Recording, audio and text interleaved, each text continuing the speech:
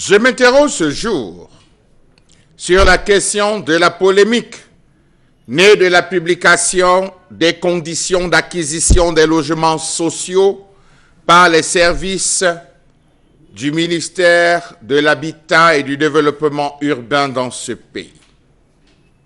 Est-ce que les prix des logements sociaux sont vraiment sociaux? Telle est la question que plusieurs experts se posent en ce moment. La réalité fait état d'un abandon et d'une décrépitude totale de ces HLM d'un autre genre. Quelle est la cible, la vraie cible des logements sociaux dans ce pays, lorsqu'on sait que les catastrophes naturelles qu'ont traversé certaines régions de ce pays n'ont pas vu les membres du gouvernement et notamment du ministère de l'Habitat et du Développement urbain se mettre en branle pour véritablement loger ces personnes en quête d'une aide sociale. Le 20 septembre 2024, par un arrêté conjoint du ministre de l'Habitat et du Développement urbain et le ministre des Finances, les prix de l'acquisition des logements sociaux ont été définitivement arrêtés. Silence, taisez-vous, les prix sont connus.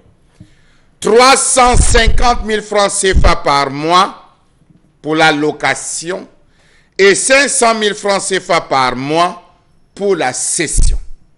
Tel est le plafond des revenus pour l'accès aux logements sociaux dans ce pays.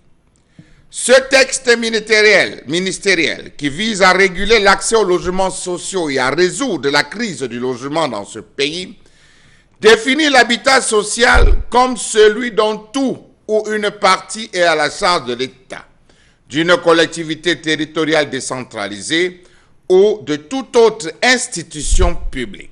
Point. Franchement, de qui se moque-t-on? Du pauvre? De l'handicapé? Question. En fixant le plafond des revenus à 350 000 francs CFA par mois pour la location et 500 000 francs CFA par mois pour la cession, ces seuils, selon les spécialistes, ne résolvent pas le problème.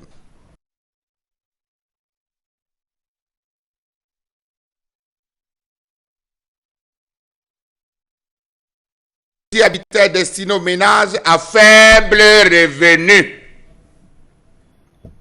Dans faible revenu, c'est 1 million par mois.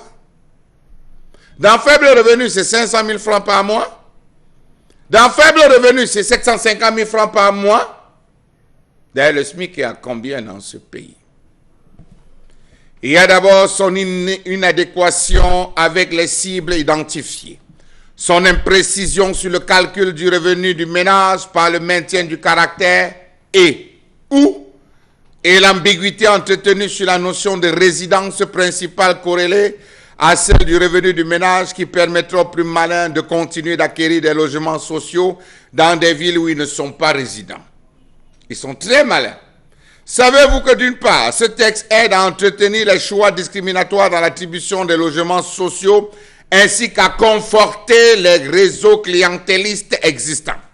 D'autre part, il marque l'échec des politiques publiques de logement et marque un signal d'alarme pour la mise en œuvre d'une véritable politique de production de logements de masse.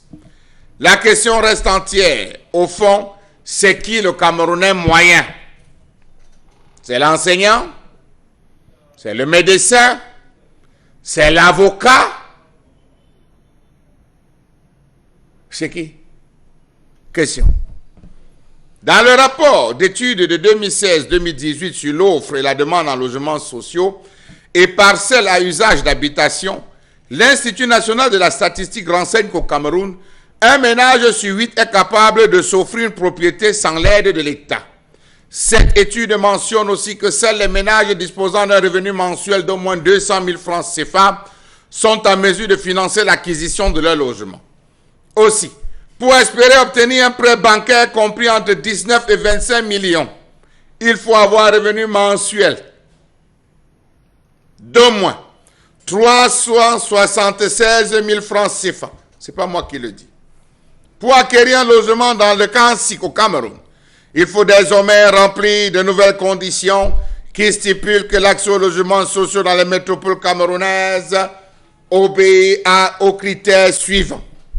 Avoir des revenus dont les plafonds sont fixés à 350 000 francs CFA par mois pour ce qui est de la location et 500 000 francs CFA par mois pour l'acquisition.